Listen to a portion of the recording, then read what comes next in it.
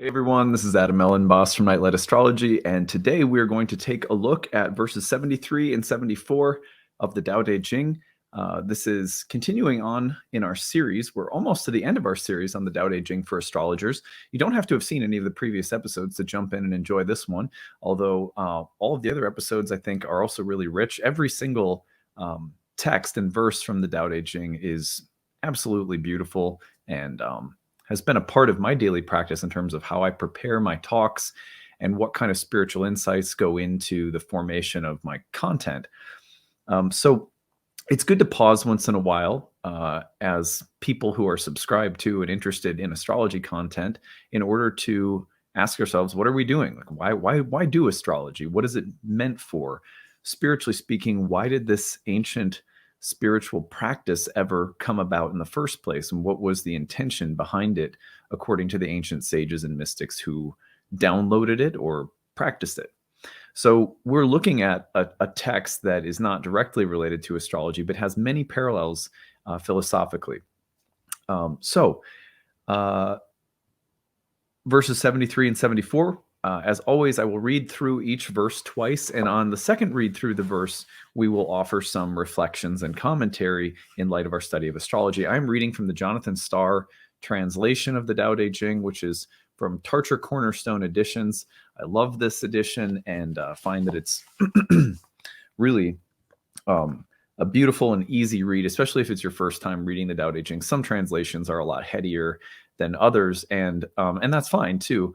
I like this one because of how accessible it is for beginners. So pick up a copy, check it out as we're going through.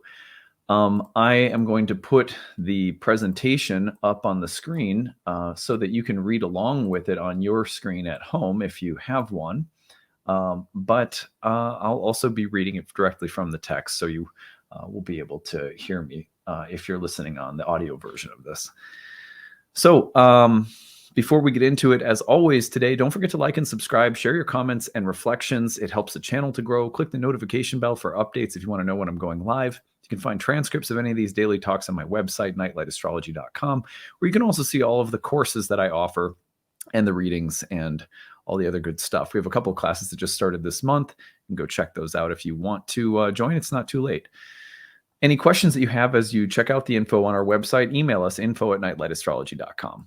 All right, let's go ahead and take a look at verses 73 and 74. We are almost done with our series. It's hard to believe because it's been a very long series and a very deep and rewarding study of this beautiful text. All right, verse 73. Bold action against others leads to death. Bold action in harmony with Tao leads to life. Good fortune, bad fortune, one seems to bring benefit, the other to cause harm, but heaven rejects them both. Both, in the end, tether men to this world. Who can know the reasons of heaven? Who can know its endless ways? Not even the sage has an answer to this one.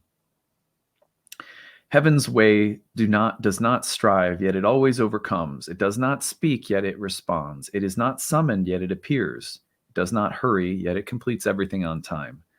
The net of heaven spans the universe, yet not the slightest thing ever slips by. Verse 74. If people do not fear death, why threaten them with it? But suppose they did fear death, and this was the fate handed to lawbreakers, who would dare to do the killing?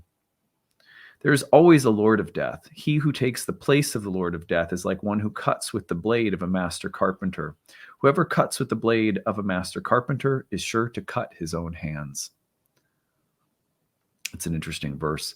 Let's go back up to 73. We're going to reread this one, and I'm going to pause to offer some reflections in light of our study of astrology. There's a lot of interesting parallels in verse 73 to the core mystical and spiritual values of ancient astrology.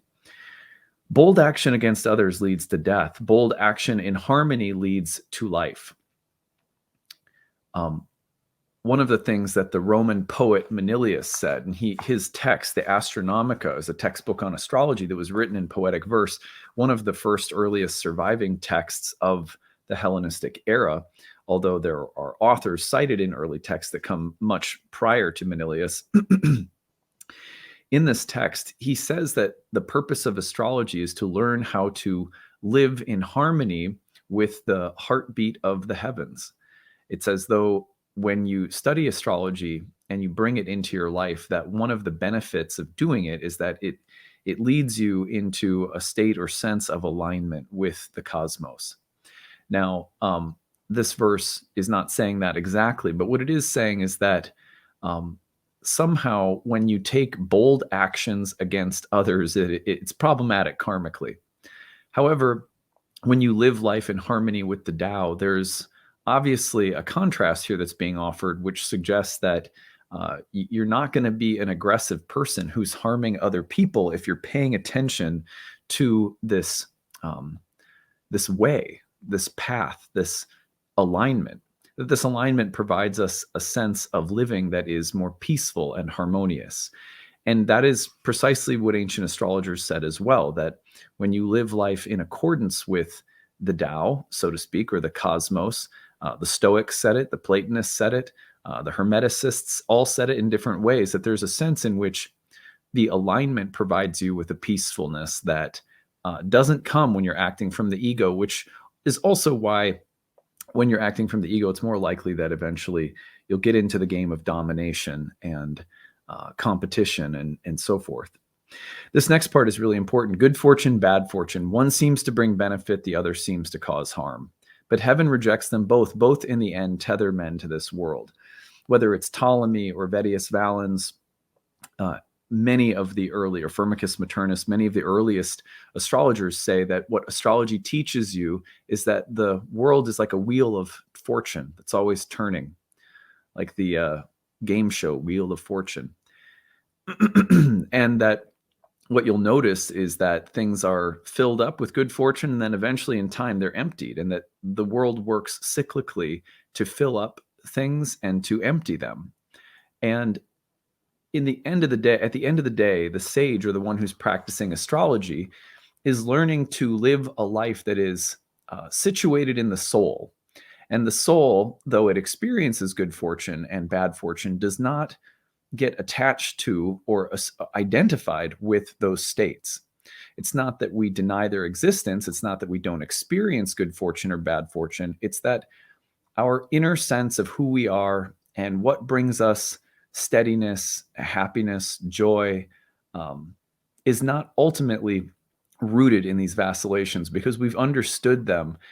We've understood the impermanent nature of time and space and the fluctuations of the gods and the archetypes, that astrology trains us to have a kind of steadiness. Again, that does not mean that we are neutral automatons that don't experience anything, but that how we experience things changes because we see things for what they are. We see the highs and lows as part of these cycles reflected by the planets. Who can know the reasons of heaven? Who can know its endless ways? Not even the sage has an answer to this one. Same thing that's said in the Bhagavad Gita when Krishna says that not even the wisest sages understand karma. Who can know exactly why things happen the way that they do? Astrology is not here to fill us with some pompous, self-righteous, all-knowingness. Like, oh, I know everything. I know why everything happens. I know what is going to happen exactly. I have all the answers. No, it gives us a sense that there is a divine intelligence, something like a time signature and a musical scale that is inherent within our experiences, within our mental and emotional lives, within our relationships, within the different seasons of life. But the reason behind why things unfold the way they do will always remain deeply mysterious. If we can understand this mystery as something drawing us into a greater or deeper intimacy with life itself, with ourselves and with each other and with existence or reality itself, then we are greatly rewarded with a deepening sense of curiosity and wonder and beauty. And for this to happen, you really don't want to be able to say, well, I know why everything happens.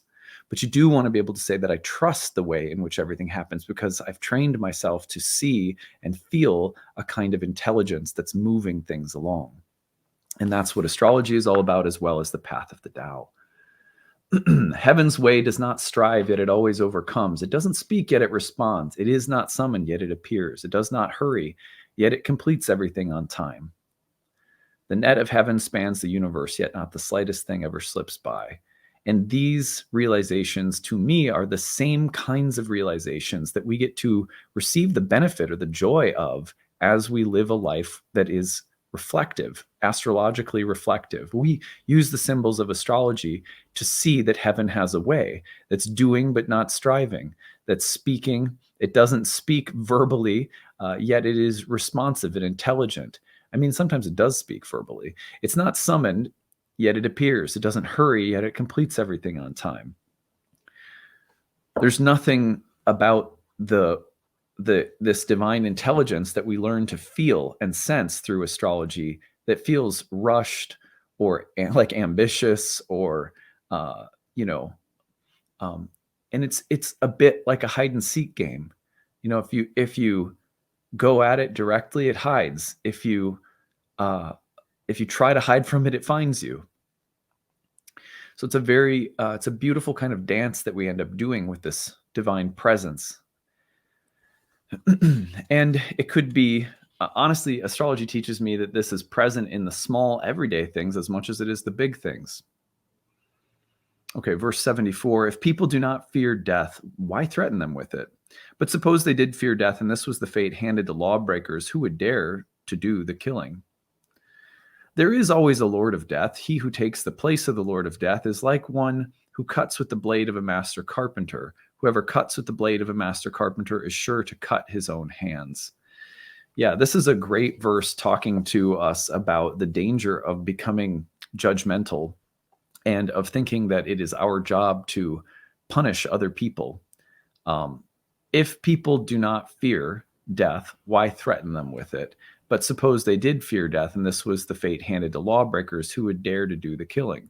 Like you can see in this verse that this is not so much an instruction about societal law as much as it is a commentary on something like karmic reactions. That if you're not afraid of death, there's a way in which you are free from the fear of it. And then it doesn't have this sort of power over you. There's also a way in saying that lawbreakers who fear death, there's something about lawbreakers that inherently fear death and that leads to this kind of karmic retribution. That's just a very enigmatic set of verses. The second part of this that I find interesting, though, is there's always a Lord of Death. He who takes the place of the Lord of Death is like one who cuts with the blade of a master carpenter. Whoever cuts with the blade of a master carpenter is sure to cut his own hands. Don't deal in death and judgment, right? Simple instruction. Let the higher intelligence, let the cosmic administrators who take care of these things take care of them. If you try to take them into your own hands, you're going to be cut with the very thing that you are cutting others with. And I don't know, the way that I would relate this to astrology very simply is just to say that, astrology over time has certainly taught me that I don't have to worry about, the karmic wheels taking care of things. Like I don't have to try to control or change other people. The forces of reality are going to do that. I'm not suggesting that there isn't a place for law, order, government, penalties in society. Of course there is. But when it comes to the larger karmic intelligence that's working behind things, astrology is always showing me that people will evolve and grow because the universe has a way of teaching us. There's built-in guidance and ramifications and consequences that enlighten us. And as that happens, we grow. And I can trust that that's going to happen for everyone. I don't need to be the one to do that. And in fact, it's dangerous for me to do so. And I feel like that's a teaching that you see, especially a lot in Indian astrology, where the study of karma is much more explicitly linked to astrology. There's warnings about, and all astrologers throughout history have given warnings about how you actually communicate with other people about karma and about their actions and consequences of their actions, so that you're not taking on some kind of karma yourself by, getting a God complex. So anyway, really interesting stuff. We have, let's see, those were verses 73 and 74. So we have left 75 and 76, 77 and 78 as pairings. And then we have 79, 80, and 81. So 81 is our final verse. So we are almost complete with our series. After the series is done, I'm going to be returning to do a series on the planets and profile series, which will feature the moon. So that ought to be interesting.